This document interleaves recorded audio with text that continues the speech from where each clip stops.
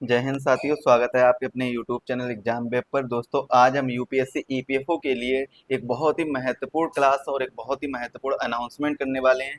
देखिए, आज की इस क्लास में क्लास नंबर 7 में इंडस्ट्रियल रिलेशन के बारे में, औद्योगिक संबंध के बारे में हम पढ़ने वाले हैं। औद्योगिक संबंध जो ईपीएफओ एग्जाम है उसके लिए बहुत ही ज़्यादा महत्वपूर्ण है। लगभग 5 से 6 क्वेश्चन पूछे जाते हैं औद्योगिक संबंध से, और 10 से 12 क्वेश्चन पूछे जाते हैं इंडस्ट्रियल रिलेशन से। अगर ओवरऑल की बात करें तो औद्योगिक संबंध और इंडस्ट्रियल रिलेशन से लगभग 16 से 17 क्वेश्चन पूछे जाते हैं। और अगर इसी में हम सोशल सिक्योरिटी को भी ऐड कर दें तो 21 से 23 क्वेश्चन इससे पूछे जाते हैं। इंडस्ट्रियल रिलेशन, सोशल सिक्योरिटी और लेबर लॉ, तो तीनों चीजों से मिलाकर, तीनों सब्जेक्ट से मिलाकर लगभग कितने क्वेश्चन पूछे जा रहे हैं? 23 से 24 क्वेश्चन पूछे जा रहे हैं। और ये आपके लिए बहुत ही डिसाइडिंग फैक्टर रहता है कि इतने क्वेश्चन, अगर आप इतने 24 क्वेश्चन भी अगर आ रहे हैं, 24 में अगर 20 भी सही हो रहे हैं ना, तब भी आपकी रैंक आ सकती है, आपके मार्क्स अच्छे आ सकते हैं और आप कट ऑफ क्लियर कर सकते हैं।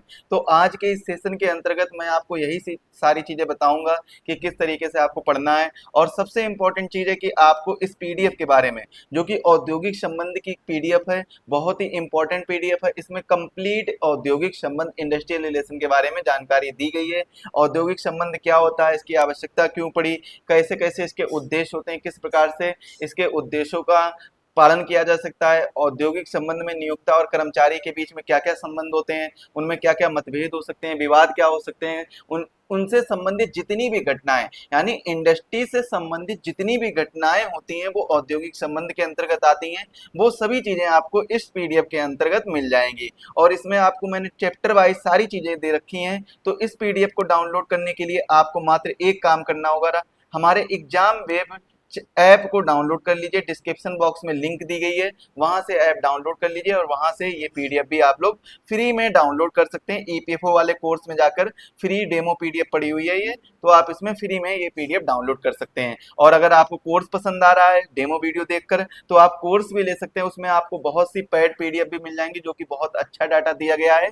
क्योंकि जब मैं फ्री में इतना अच्छा डाटा दे रहा हूँ तो पेड में और भी अच्छा मिलेगा आपको। तो यूपीएससी ईपीएफओ का पेड कोर्स मात्र 449 रुपए का है। और इसमें अभी एक करेंटली एक ऑफर चल रहा है, कूपन कोड चल रहा है न्यू 10।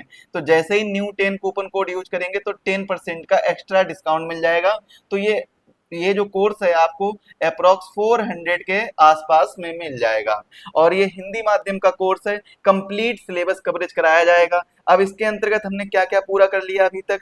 रिकॉर्डेड फॉर्मेट में आपको वीडियो मिल रहे हैं, पीवाईक्यू सॉल्यूशन कराया जाएगा टॉपिक वाइज, और स्ट्रक्चर एग्जाम ओरिएंटेड प्रिपरेशन कराई जाएगी।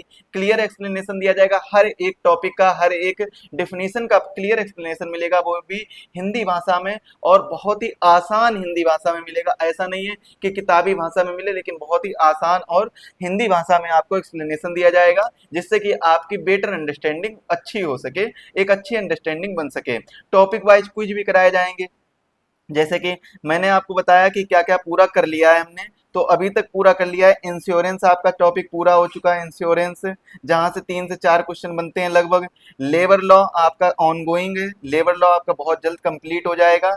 इंडस्ट्रियल रिलेशन कंप्लीट हो चुका है, जिसके 10 लेक्चर कराए हैं, एक एक घंटे के लेक्चर हैं, तो आप इनको देख सकते हैं। इसके बाद में इकोनॉमी भी आपका चल रहा है, और इकोनॉमी में भी आपके करीबन 20 लेक्चर और आएंगे। 12 लेक्चर हो चुके हैं, तो 20 लेक्चर के अंदर ये भी कवर हो जाएगा। 20 लेक्चर और आएंगे 12 के बाद में।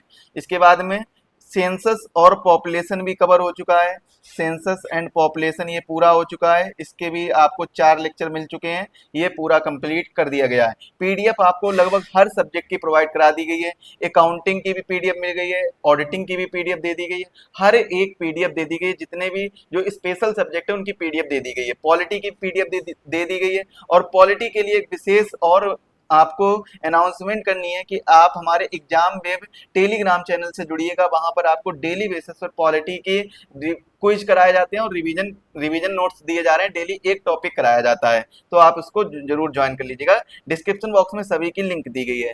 तो चलिए, आज हम एक नई शुरुआत के साथ में औद्योगिक संबंध को शुरुआत करते हैं। लेक्चर नंबर 7 में हम चैप्टर नंबर पहला पढ़ेंगे। अभी तक हमने जो भी पढ़ा है वो रिवीजन के तौर पर एक इधर उधर से टॉपिक उठा कर पढ़े थे, लेकिन यहाँ से हम क्या करेंगे, यहाँ से हम इंडस्ट्रियल रिलेशन में एक स्टार्टिंग से स्टार्ट करेंगे, जो कि आपके यूट्यूब पर बिल्कुल फ्री में रहने वाला है। तो लेक्चर नंबर 7 जो है हमारा एक नई शुरुआत होगी, एक नया लेक्चर होगा। इसमें हम पढ़ेंगे औद्योगिक संबंध का एक अवलोकन कि औद्योगिक संबंध आखिर होता क्या है, हमें इसकी आवश्यकता ही क्यों पड़ी। देखिए औद्योगिक संबंध की अगर बात की जाए तो आखिर इसकी आवश्यकता क्यों पड़ी। देखिए कैपिटलिस्ट जो होते हैं यानी पूंजीपति जो होते हैं वो क्या करते हैं, लाभ कमाने के लिए पूंजी लगाते हैं। अगर कोई भी बंदा है, कोई भी लोग है, कैपिटलिस्ट है, पूंजीपति है, वो कहीं पर भी अपने शेयर्स लगाएगा, अपनी अपनी कैपिटल को लगाएगा, पूंजी लगाएगा, तो वो किस लिए लगाएगा, जिससे कि वो क्या कर सके, प्रॉफिट अर्न कर सके, लाभ कमा सके। तो लाभ कमाने के लिए ही तो कहीं ना कहीं अपने शेयर की हिस्सेदारी देगा। मजदूर क्या करता है, उत्पादन हेतु परिश्रम करते हैं और बदले में क्या कर पाते हैं, मजदूरी पाते हैं। तो औद्योगिक संबंध मजदूर और प्रबंधन के बीच में एक सामंजस्य स्थापित करने का माध्यम है, जिससे रोजगार संबंधों का नियंत्रित किया जा सकता है। रोजगार संबंधों को नियंत्रित किया जा सकता है। ये औद्योगिक संबंध जो होता है मजदूर और प्रबंधन यानी लेबर और मैनेजमेंट के बीच में सामंजस्य स्थापित करने का माध्यम होता है। इसी के माध्यम से औद्योगिक संबंध में नियोक्ता और कर्मचारी के बीच में संबंध को दर्शाता है, और नियोक्ता और कर्मचारी के बीच के संबंध को दर्शाता है, श्रम संघ और कर्मचारी के बीच के संबंध को दर्शाता है, श्रम संघ और नियोक्ता के संबंध को दर्शाता है, श्रम संघ और मैनेजमेंट के संबंध को दर्शाता है, मैनेजमेंट और मजदूर के संबंध को दर्शाता है। मतलब अगर बात की जाए डायरेक्टली तो आप क्या कहेंगे कि जो औद्योगिक संबंध होता है वो किसके किसके संबंधों को दर्शाता है, तो वो नियोक्ता और कर्मचारी के संबंधों को दर्शाता है, नियोक्ता और कर्मचारी के संबंधों को दर्शाता है, नियोक्ता और कर्मचारी के संबंध को दर्शाता है, कर्मचारी और श्रम संघ के संबंध को दर्शाता है, श्रम संघ और अन्य श्रम संघ के संबंध को दर्शाता है। या फिर हम इसको इस प्रकार से कह सकते हैं कि जो औद्योगिक संबंध है वो एक उद्योग में से जुड़े हुए जितने भी लोग हो, चाहे वो मालिक हो, चाहे वो लेबर हो, या मैनेजमेंट हो, या ट्रेड यूनियन हो, कोई भी हो, या गवर्नमेंट हो, गवर्नमेंट के द्वारा चलाए गए कोई रूल हो, या उस पर कोई भी ऐसे रेगुलेशन या नियम बनाए गए हो जिससे वो क्या है, उद्योग विनियमित किया जाता है। तो इस स्थिति को क्या कहते हैं, औद्योगिक संबंध कहते हैं कि उनके बीच में आपस में जो संबंध को दर्शाता है वो औद्योगिक संबंध को दर्शाता है। और औद्योगिक संबंध में अभी हाल ही में देखा गया है कि औद्योगिक संबंध में कहीं ना कहीं कोर्ट भी शामिल हो गया, लेबर कोर्ट जो श्रम न्यायालय है वो भी शामिल हो गया। क्योंकि अगर श्रम कल्याण के लिए अगर कोई काम नहीं होगा तो उसमें क्या है, श्रम न्यायालय को आना पड़ेगा और लोग श्रम न्यायालय जाते हैं। अब देखिए बात करते हैं उद्देश्य टकराते हैं कैसे, कि पूंजीपति अधिक मुनाफा चाहते हैं। पूंजीपति क्या चाहते हैं, मान लो कोई भी कैपिटलिस्ट है या आपने किसी ने उद्योग खोला है, अगर उद्योग में ज्यादा प्रोडक्शन होगा तो ज्यादा मुनाफा होगा। तो पूंजीपति है जो उद्योग खोलता है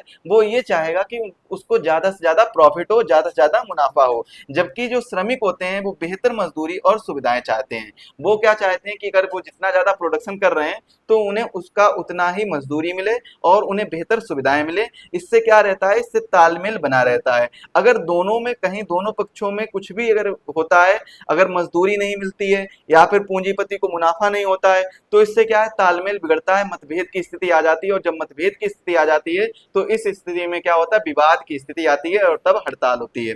परंपरागत दृष्टिकोण बनाम आधुनिक दृष्टिकोण, दोनों दृष्टिकोण के बारे में समझते हैं। इसके अगले चैप्टर में हम आपको डिटेल से बताएंगे कि औद्योगिक संबंध से संबंधित जितने परिप्रेक्ष्य हैं और दृष्टिकोण हैं वो क्या क्या है। हालांकि इससे पहले वाले लेक्चर में, लेक्चर नंबर 6 में, आपको मैंने सारी चीजें औद्योगिक संबंध के परिप्रेक्ष्य और दृष्टिकोण के बारे में चर्चा कर ली थी।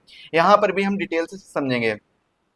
सबसे पहले हम बात करते हैं परंपरागत दृष्टिकोण और आधुनिक दृष्टिकोण की। परंपरागत दृष्टिकोण क्या होता है, इसमें केवल मालिक और मजदूरों के संबंध को दर्शाया जाता है। जो परंपरागत दृष्टिकोण होता है इसके अंतर्गत केवल नियोक्ता और कर्मचारी के संबंध को दर्शाया जाता है, बाकी इसके अंतर्गत कोई अन्य शामिल नहीं होता है। लेकिन अगर आधुनिक दृष्टिकोण की बात करें, जैसा कि मैंने आपको अभी बताया कि वर्तमान समय में देखा जा रहा है कि सरकार और लेबर कोर्ट यानी न्यायालय भी क्या है, औद्योगिक संबंध के दायरे में आ गए हैं। तो आधुनिक दृष्टिकोण भी यही कहता है कि इसमें श्रमिक संगठन, चाहे वो ट्रेड यूनियन हो, निर्णय में भागीदारी या मैनेजमेंट की बात हो, या सामूहिक सौदेबाजी कलेक्टिव बार्गेनिंग की बात हो, या विवाद निपटाने में जो भी चीजें शामिल होती हैं वो सारी चीजें आधुनिक दृष्टिकोण के अंतर्गत आ जाती हैं। और देखिए विवाद निपटान में शामिल कौन होगा, लेबर कोर्ट होगा या फिर क्या होगा, गवर्नमेंट होगा। तो गवर्नमेंट होगी या लेबर कोर्ट या यानी श्रम न्यायालय होगा। तो ये सभी किसमें, आधुनिक दृष्टिकोण में आ जाते हैं। इंडस्ट्रियल रिलेशन के प्रकार के बारे में समझते हैं। तो इंडस्ट्रियल रिलेशन के दो प्रकार में इसे वर्गीकृत किया जा सकता है। पहला प्रकार है द्विपक्षीय, जिसे हम बाइपैरेटाइट कहते हैं, और दूसरा प्रकार है त्रिपक्षीय, जिसे हम ट्राइपैरेटाइट कहते हैं। द्विपक्षीय में क्या होता है, मालिक और श्रम आपस में विवाद हल करते हैं। द्विपक्षीय जो होता है इंडस्ट्रियल रिलेशन के प्रकार में, जो द्विपक्षीय होता है उसमें क्या होता है, जो नियोक्ता और कर्मचारी है, नियोक्ता और कर्मचारी, नियोक्ता और कर्मचारी जो है वो क्या करते हैं, वो आपस में अगर इनके बीच में कोई विवाद हो रहा है, इनके बीच में अगर कोई डिस्प्यूट हो रहा है, तो ये आपस में ही क्या कर लेंगे, आपस में ही इस विवाद को सुलझा लेंगे, किसी भी प्रकार से सौदेबाजी करके इस विवाद को सुलझा लेंगे। लेकिन अगर कुछ ऐसी स्थिति आती है कि नियोक्ता और कर्मचारी के बीच में, नियोक्ता और कर्मचारी के बीच में अगर कोई विवाद हो रहा है, इनके बीच में अगर कोई विवाद हो रहा है और इस विवाद को सुलझाने के लिए कोई तीसरा पक्ष सामने आता है, कोई भी तीसरा पक्ष सामने आता है, चाहे वो कोई भी, जैसे ट्रेड यूनियन हो सकता है, सरकार भी हो सकता है, लेबर कोर्ट भी हो सकता है, या सरकार द्वारा कोई भी एक नियुक्त अधिकारी भी हो सकता है, मतलब कोई भी एनीबडी यहाँ पर हो सकता है। तो अगर वो तीसरा पक्ष आ रहा है नियोक्ता और कर्मचारी के विवाद को सुलझाने के लिए, तो यहाँ पर कौन आएगा, तो वो कौन सा प्रकार कहलाएगा, वो त्रिपक्षीय प्रकार कहलाएगा, औद्योगिक संबंध का त्रिपक्षीय प्रकार कहलाएगा। ये चीजें आप लोग याद रखिएगा। अब देखिए भारतीय संविधान में इंडस्ट्रियल रिलेशन के बारे में बहुत से अनुच्छेद हैं जो जुड़े हुए हैं, जैसे कि आपने देखा होगा फंडामेंटल राइट्स। फंडामेंटल राइट्स में आपको भारतीय संविधान में इंडस्ट्रियल रिलेशन के कुछ अनुच्छेद देखने को मिलेंगे। Directive principle of state policy DPSP में भी, directive principle of state policy में भी आपको बहुत से अनुच्छेद देखने को मिलेंगे। इसके बाद में स्वतंत्रता से पहले भी आपको ऐसे अनुच्छेद देखने को मिलेंगे, ऐसी बातें या ऐसे नियम देखने को मिलेंगे जो कहीं ना कहीं औद्योगिक संबंध को दर्शाते हैं। अब हम बात करते हैं मौलिक अधिकारों में कौन कौन से अनुच्छेद हैं जो हमें देखने को मिलते हैं, जो कि औद्योगिक संबंध से संबंधित होते हैं, डायरेक्टली औद्योगिक संबंध से संबंधित होते हैं। चलिए बात करते हैं मौलिक अधिकार में। सबसे पहले बात करते हैं अनुच्छेद 14 की। तो अनुच्छेद 14 कहता क्या है, अनुच्छेद 14 कहता है समानता का अधिकार, मतलब जो समानता का अधिकार बताता है वो संविधान का अनुच्छेद 14 ये चीज वर्णन करता है। तो ये क्या है, इससे क्या आशय मिलता है कि जितने भी लोग हैं, चाहे वो वहां पर कितने भी लोग काम कर रहे हो, उद्योग में जितने कर्मचारी काम कर रहे हो, तो वो उनको सभी को एक समान अधिकार मिलने चाहिए, सभी को एक समानता का अधिकार है। और जब हम डीपीएसपी में इनके बारे में पढ़ेंगे तब हम डिटेल से सारी चीजें जानेंगे। समानता का अधिकार। अनुच्छेद 15 भेदभाव निषेध, मतलब भेदभाव नहीं करना चाहिए। अनुच्छेद 19 अभिव्यक्ति व संगठन की स्वतंत्रता, अभिव्यक्ति की भी स्वतंत्रता मिलती है और संगठन की भी स्वतंत्रता देखने को मिलती है अनुच्छेद 19 के तहत।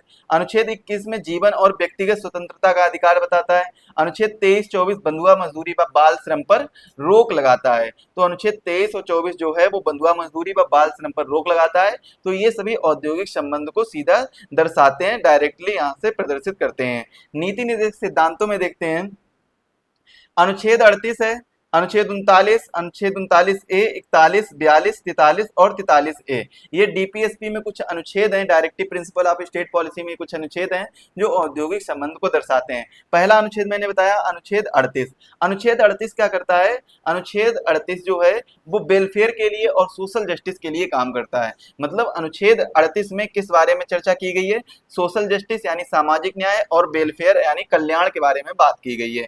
अब सामाजिक न्याय मतलब ये औद्योगिक संबंध में कैसे प्रदर्शित होगा, तो इस प्रकार से प्रदर्शित होगा कि जितने भी कर्मचारी काम कर रहे हैं तो उनको सामाजिक न्याय मिलना चाहिए, उनके कल्याण के लिए कहीं ना कहीं सुविधाएं लाई जानी चाहिए, उनको सुविधाएं दी जानी चाहिए। अनुच्छेद 39 में मैंने बताया आपको, 39 में क्या होता है, 39 में श्रमिकों के स्वास्थ्य व बचपन की सुरक्षा की बात की जाती है। श्रमिकों के स्वास्थ्य व बचपन की सुरक्षा की बात की जाती है। और इसके बाद में मैंने आपको 39A बताया, जिसमें बात की गई है, जिसमें बताया गया है न्याय की समान पहुंच, न्याय की समान पहुंच। इसके बाद में अनुच्छेद 41 काम शिक्षा सहायता का अधिकार, अनुच्छेद 41 में ये बात कही गई है। अनुच्छेद 42 में मानवीय कार्य स्थिति व मातृत्व सहायता, तो अनुच्छेद 42 में मानवीय कार्य स्थिति की कितना कार्य कराना चाहिए और कब कब लीव देनी चाहिए, छुट्टियां कब देनी चाहिए, तो इन सभी चीजों के बारे में अनुच्छेद 42 में बात की गई है। और मैटरनिटी लीव के बारे में भी कब बात की गई, कौन से अनुच्छेद में, अनुच्छेद 42 में बात की गई है। मैटरनिटी लीव क्या होता है, यानी गर्भवती महिलाओं को जो छुट्टी देने का अधिकार होता है वो अनुच्छेद 42 से राज्य के नीति निर्देशक सिद्धांतों से प्राप्त है। अनुच्छेद 43 में बात कहा गया जीवन स्तर व जीवन यापन योग्य मजदूरी। एक मजदूर को उतना मजदूरी मिलनी चाहिए जिससे कि वो अपना जीवन यापन और अपने आश्रित परिवार का जीवन यापन बहुत ही अच्छे तरीके से कर पाए और अपना निर्वाह कर सके। इतनी मजदूरी मिलनी चाहिए, एक जीवन यापन योग्य मजदूरी तो मिलनी ही चाहिए। अनुच्छेद 43A, 43A इंपॉर्टेंट है। देखिए किस प्रकार से इंपॉर्टेंट है। 43A में बात की गई है कि मैनेजमेंट में श्रमिकों की भागीदारी होनी चाहिए, यानी प्रबंधन में श्रमिकों की भागीदारी होनी चाहिए, ये अनुच्छेद 43A कहता है। और आपने देखा होगा कि औद्योगिक संबंध में अभी तक मैंने जो आपको 6 लेक्चर में पढ़ाया है उसमें ये सारी चीजें बताई भी थी कि जो औद्योगिक संबंध है उसमें जो मैनेजमेंट होता है, मैनेजमेंट में जितने भी लेबर लोग हैं उनकी भी भागीदारी होनी चाहिए कि आखिर रूल्स जो बन रहे हैं इंडस्ट्री में वो किस प्रकार से बन रहे हैं, श्रम संगठन किस प्रकार से कार्य कर रहा है, श्रम संगठन को क्या क्या आदेश दिए जा रहे हैं और श्रम संगठन मजदूरों से क्या कार्य कर रहा है, मालिक क्या रूल्स बना रहा है, कौन कौन सी सुविधाएं ला रहा है, कौन सी सुरक्षा सुविधाएं हैं, कौन सी स्वास्थ्य सुविधाएं हैं, तो ये सारी चीजों की जानकारी मिल सके तो इसीलिए मैनेजमेंट में किसका होना आवश्यक है, श्रमिकों की भागीदारी होना आवश्यक है। तो ये इंपॉर्टेंट है इसीलिए। और सबसे ज्यादा औद्योगिक संबंध के लिए अगर इंपॉर्टेंट है तो अनुच्छेद 43A और 42, इसके बाद में अनुच्छेद 38, ये 3 अनुच्छेद बहुत ज्यादा इंपॉर्टेंट है। भारत में इंडस्ट्रियल रिलेशन के इतिहास के बारे में समझते हैं तो स्वतंत्रता से पहले की अगर बात करें तो 1831 में नील की खेती के लिए पहली फैक्ट्री स्थापित की गई थी। 1851 में बॉम्बे में पहला कपड़ा उद्योग खोला गया था और 1881 में फैक्ट्री अधिनियम लागू किया गया था। 1890 ईस्वी में बॉम्बे मिल हैंड्स एसोसिएशन की स्थापना की गई थी एन.एम. लोखंड हांडे द्वारा। और 1919 में आईएलओ की स्थापना होती है वर्साई की संधि के तहत, इंटरनेशनल लेबर ऑर्गेनाइजेशन। याद रखिएगा इसका फुल फॉर्म क्या होगा, आईएलओ का International Labour Organisation, Labour Organisation. 1920 में All India Trade Union Congress इसकी स्थापना होती है, गठन होता है। और 1926 में ट्रेड यूनियन अधिनियम आता है, यानी ट्रेड यूनियन एक्ट। और जो आपकी पैड क्लास है उसमें हमने आपको ट्रेड यूनियन एक्ट 1926 के बारे में डिटेल से बता दिया है, तो अभी तक अगर आपने पैड कोर्स ज्वाइन नहीं किया तो उसको जरूर ज्वाइन कर लीजिए। 1939 से 1945 तक क्या होता है, द्वितीय विश्व युद्ध के दौरान मजदूरों की स्थिति खराब हो जाती है। तो अब हम बात करते हैं स्वतंत्रता के बाद। स्वतंत्रता के बाद किस प्रकार से क्या क्या चीजें हुई थी। देखिए 1947 में अगर हम बात करें तो INCTUC का गठन किया जाता है। 1951 से 56 तक पहली पंचवर्षीय योजना में औद्योगिक शांति पर जोर दिया जाता है। और पंचवर्षीय योजना की यानी 5 ईयर प्लान की बात करें, 5 ईयर प्लान, तो ये कब से 1951 से ही स्टार्ट होती हैं और 2017 तक चलती हैं। Total number of 5 year plan 12, यानी 12 पंचवर्षीय योजनाएं अभी तक आई हैं। और इसके बाद में पंचवर्षीय योजना आयोग के द्वारा लाई जाती थी, उसको हटा दिया गया, निरसित कर दिया गया और उसकी जगह पर क्या आया, नीति आयोग आया, नीति कमीशन आया है। 1958 में कोड ऑफ डिसिप्लिन और वर्कर्स एजुकेशन स्कीम आई है। 1991 में नई औद्योगिक नीति, उदारीकरण, निजीकरण और वैश्वीकरण आया है, जिसे हम एलपीजी रिफॉर्म के नाम से जानते हैं। किस नाम से जानते हैं, एलपीजी रिफॉर्म के नाम से जानते हैं। ये इंपॉर्टेंट है, इसके बारे में हम अलग से लेक्चर लेंगे जिसमें हम एलपीजी रिफॉर्म के बारे में कंप्लीट जानकारी देंगे।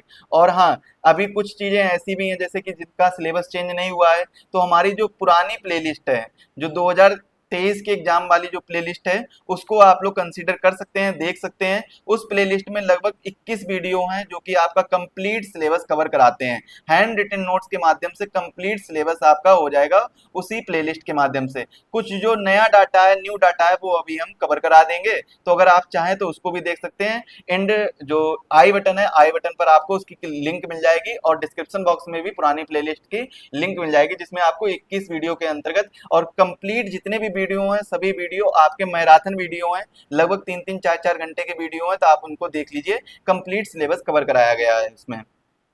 औद्योगिक संबंध के प्रमुख सिद्धांतों के बारे में बात करें तो एक तो पहला सिद्धांत आता है सिस्टम मॉडल, यानी डोनाल्ड द्वारा ये दिया गया था। और इसमें 3 भागीदार होते हैं। जो सिस्टम मॉडल होता है उसमें कितने भागीदार होते हैं, 3 भागीदार होते हैं। एक तो होता है प्रबंधन, दूसरा श्रमिक व सरकार, और बाहरी माहौल। बाहरी माहौल मतलब क्या होता है, जैसे टेक्निकल जानकारी हो गई, टेक्निक हो गया, या टेक्नोलॉजी हो गई, इसके बाद में बाजार यानी मार्केट हो गया। तो ये सभी क्या है, ये सिस्टम मॉडल के अंतर्गत आते हैं। तो सिस्टम मॉडल के अंतर्गत कौन कौन से आते हैं? एक तो आता है मैनेजमेंट, एक क्या आता है, मैनेजमेंट आता है यानी प्रबंधन आता है। दूसरा क्या आता है, लेबर आता है या गवर्नमेंट कह सकते हैं, लेबर और गवर्नमेंट, गवर्नमेंट आती है, सरकार आती है। सरकार जो काम करती है वो किसके लिए करती है, आम जनता के लिए। और लेबर जो होता है वो क्या होता है, आम जनता में से ही एक होता है जो कि लेबर होता है। और सरकार अगर कोई रूल्स या पॉलिसी बनाएगी तो वो इन्हीं के लिए बनाएगी। और इसके बाद में एक बाहरी माहौल आता है। बाहरी माहौल में जैसे टेक्नोलॉजी हो गया, बाजार हो गया, बाजार में क्या चल रहा है, टेक्नोलॉजी कौन कौन सी नई नई टेक्नोलॉजी आई, कौन कौन सी नई मशीनरी आई है। तो ये सभी चीजें क्या है, इसके अंतर्गत आ जाती हैं, सिस्टम मॉडल के अंतर्गत। किसके द्वारा दिया गया था, डुनलॉप द्वारा ये दिया गया था। इसके बाद में दूसरा सिद्धांत है यूनिटरी परिप्रेक्ष्य।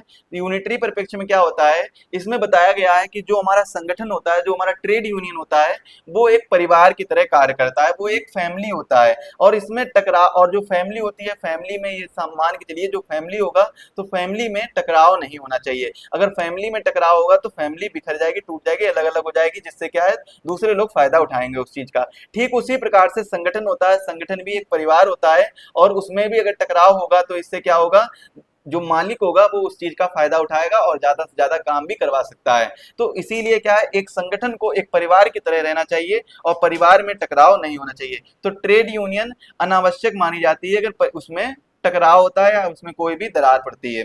इसके बाद में इसकी आलोचना भी की गई है, जैसे कि इसकी शक्ति जो होती है वो असमान होती है और मतभेदों को अनदेखा करता है, मतभेदों को भी अनदेखा करता है। इसके बाद में एक और है प्लूरलिस्ट परिप्रेक्ष्य, जो कि फ्लैंडर्स द्वारा दिया गया था। इसमें क्या होता है, इसमें टकराव जो है वो स्वाभाविक है, लेकिन प्रबंधन व श्रमिक दोनों संगठन की वृद्धि चाहते हैं। जो प्रबंधन है और वो जो श्रमिक है वो दोनों क्या करते हैं, संगठन की वृद्धि चाहते हैं। नियमों और मध्यस्थता से समाधान इसमें संभव हो जाता है। जो भी नियम बनाए गए हैं सरकार के द्वारा या कंपनी एक्ट के द्वारा, जो नियम बनाए गए हैं या फिर जो भी अधिनियम के द्वारा नियम बनाए गए हैं, उनके द्वारा क्या है, इनमें समझौता किया जा सकता है, या फिर सरकार भी इनमें क्या है, समझौता करा सकती है। लेकिन जो प्लूरलिस्ट परिप्रेक्ष्य है वो क्या कहता है कि अगर प्लूरलिस्ट परिप्रेक्ष्य है उस जगह पर औद्योगिक संबंध में, तो वहां पर टकराव होना तो जायज बात है, टकराव तो होना ही चाहिए। अब देखिए टकराव, अगर सपोज करिए कोई भी नियोक्ता है, कोई नियोक्ता है तो वो क्या करता है, अगर मान लेते हैं उसकी फैक्ट्री है और उसकी फैक्ट्री में 100 से ज्यादा मजदूर काम कर रहे हैं, 100 से ज्यादा लेबर जो है वो काम कर रहे हैं, और 100 से ज्यादा अगर लेबर काम कर रहे हैं, तो मैंने आपको इंडस्ट्रियल रिलेशन और लेबर लॉ में एक एक्ट बताया था जिसमें मैंने आपको बताया था कि जहां पर 200 से ज्यादा मजदूर हैं वहां पर पानी की व्यवस्था होनी चाहिए। मतलब मजदूर चाहे कितने भी हो, वहां पर पानी की व्यवस्था होनी चाहिए, चाहे 100 मजदूर हो या 50 मजदूर हो, 20 से ज्यादा जहां मजदूर है वहां पर पानी की व्यवस्था होनी चाहिए। लेकिन जिस भी फैक्ट्री में 200 से ज्यादा मजदूर हैं वहां पर ठंडे पानी की व्यवस्था होनी चाहिए। किस प्रकार के पानी की व्यवस्था होनी चाहिए, ठंडे पानी की व्यवस्था होनी चाहिए। 100 मजदूरों में भले ही ठंडे पानी की व्यवस्था ना हो, लेकिन पानी की व्यवस्था होनी चाहिए। लेकिन जब 200 मजदूर जहां पर आ जाते हैं वहां पर ठंडे पानी की व्यवस्था होनी चाहिए। अब जो नियोक्ता है उसकी फैक्ट्री है, उसकी फैक्ट्री में 200 से ज्यादा मजदूर हैं और वहां पर पानी की ही व्यवस्था नहीं, ठंडे पानी की तो बात ही छोड़ो, तो उस जगह पर क्या है, टकराव होना जायज बात है और टकराव होगा भी, तो ये एक स्वाभाविक है। लेकिन इसको क्या है, इसको सरकार के द्वारा, इसको प्रबंधन के द्वारा, इसको मैनेजमेंट टीम के द्वारा इसको क्या है, समझौता किया जा सकता है, इसका समाधान निकाला जा सकता है। और सपोज करिए कि अगर ये 200 जहां पर कर्मचारी हैं और वहां पर समाधान निकल गया और वहां पर ठंडे पानी की व्यवस्था कर दी गई एक टकराव और सुझाव के बाद में, तो इससे फायदा किसका होगा, इससे फायदा दोनों का होगा। अब दोनों का कैसे फायदा होगा, आप सोच रहे हो मालिक ने तो पानी दे दिया, ठंडा पानी दे दिया, तो उसका तो नुकसान हो गया, तो उसका नुकसान नहीं, उसका फायदा हुआ है। उसका फायदा कैसे हुआ, सपोज करिए कि जो मजदूर हैं, जो लेबर हैं, अगर उनको प्यास लग रही है तो वो कहीं ना कहीं बाहर पानी पीने जाएंगे या फिर कहीं भी जाएंगे, तो उससे टाइम जो बेकार होगा, वो टाइम उनका बेकार होगा, वो तो आराम से जाएंगे जाएंगे। लेकिन जिसमें नुकसान होगा वो किसका नुकसान होगा, प्रोडक्ट्स का नुकसान होगा, मतलब प्रोडक्शन नहीं हो पाएगा, प्रोडक्शन का नुकसान होगा। और अगर प्रोडक्शन नहीं हो पाएगा, प्रोडक्शन कम होगा, तो इसके साथ में किसका नुकसान होगा, जो उसका मालिक होगा, नियोक्ता होगा, उसका भी नुकसान होगा। जब प्रोडक्शन ही कम होगा तो वो सेलिंग भी कम कर पाएगा, इनकम भी कम कर पाएगा, और जब इनकम कम होगी तो उससे क्या होगा, उससे यहाँ पर नुकसान होगा और नियोक्ता का भी नुकसान हो जाएगा। लेकिन ऐसी स्थिति होती है जब पानी उनको वहीं पर मिल रहा है, सारी सुविधाएं मिल रही हैं, तो उसमें उस स्थिति में क्या होता है, प्रोडक्शन ज्यादा होने के चांसेस होते हैं, प्रोडक्शन जो है वो ज्यादा होने के चांसेस होते हैं। और जब प्रोडक्शन ज्यादा होगा तो जो कर्म ऑनर होगा, यानी जो नियोक्ता होगा, ऑनर होगा, उसकी इनकम भी ज्यादा होगी, और जब उसकी इनकम ज्यादा होगी तो देश की अर्थव्यवस्था भी बढ़ेगी, यानी इकोनॉमिकल ग्रोथ भी देखने को मिलेगी, इकोनॉमिकल ग्रोथ भी देखने को मिलेगी। तो यहाँ से कहीं ना कहीं देश का भी फायदा होता है। एक और परिप्रेक्ष्य है जिसका नाम है रेडिकल परिप्रेक्ष्य, जिसे मार्क्सवादी परिप्रेक्ष्य भी जाना जाता है, कहा जाता है। रेडिकल परिप्रेक्ष्य में देखिए क्या होता है, रेडिकल परिप्रेक्ष्य। अब यहाँ पर आपको एक चीज और ध्यान रखनी होगी, यहाँ पर जो मैंने नाम रखे हैं वो अलग अलग हैं। जैसे यूनिटरी परिप्रेक्ष्य जो पहला सिस्टम मॉडल है, ये तो पहला जो दृष्टिकोण नहीं है, सिद्धांत नहीं माना जाता है, ये इसको ऐसे ही बताया गया सिस्टम मॉडल को। यूनिटरी परिप्रेक्ष्य को एकात्मक परिप्रेक्ष्य बोलते हैं, एकात्मक परिप्रेक्ष्य परिप्रेक्ष्य। और प्लूरलिस्ट परिप्रेक्ष्य को क्या बोलते हैं, बहुलवाद परिप्रेक्ष्य, बहुलवाद परिप्रेक्ष्य, बहुलवाद परिप्रेक्ष्य। और रेडिकल परिप्रेक्ष्य क्या बोलते हैं, मार्क्सवादी परिप्रेक्ष्य। तो ये तीनों के अलग अलग नाम हैं, और कई ज्यादा कंफ्यूजन भी होता है लोगों को, तो इस कंफ्यूजन से दूर रहिएगा। बस उनकी इंग्लिश में नाम लिख दिए हैं, और आप लोग इंग्लिश पे ज्यादा थोड़ा सा जो कीवर्ड है उनकी इंग्लिश भी पढ़ते रहिए, जिससे कि इंग्लिश में आपको ज्यादा अच्छे से समझ में आ जाएगा और कभी भी कंफ्यूजन नहीं होगा। अब देखिए बात करते हैं रेडिकल परिप्रेक्ष्य की।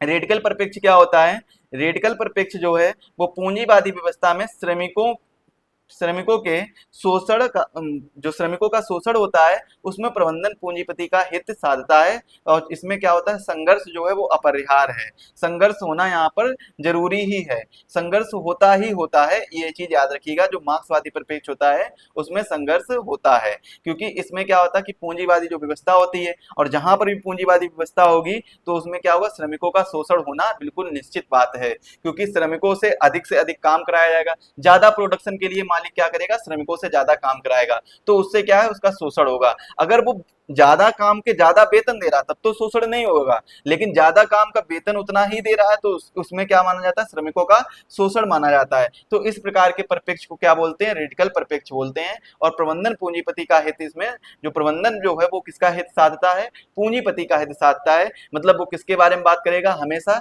कैपिटलिस्ट यानी पूंजीपति के बारे में बात करेगा, और इसमें जो संघर्ष है वो तो होना बिल्कुल तय बात है। तो आज के लेक्चर के लिए बस इतना ही रखते हैं। एक छोटा सा लेक्चर था जिसमें टॉपिक नंबर 1 मैंने कवर किया है, जो बताया आपको इंडस्ट्रियल रिलेशन, औद्योगिक संबंध के बारे में। कल के लेक्चर में हम ट्रेड यूनियन आंदोलन का इतिहास और भूमिका के बारे में पढ़ेंगे कि ट्रेड यूनियन क्या होता है, इसका आंदोलन, इसके जो आंदोलन है वो कौन कौन से वो आंदोलन है, इतिहास इसकी क्या है, भूमिका क्या है, तो इसके बारे में हम डिटेल से पढ़ेंगे।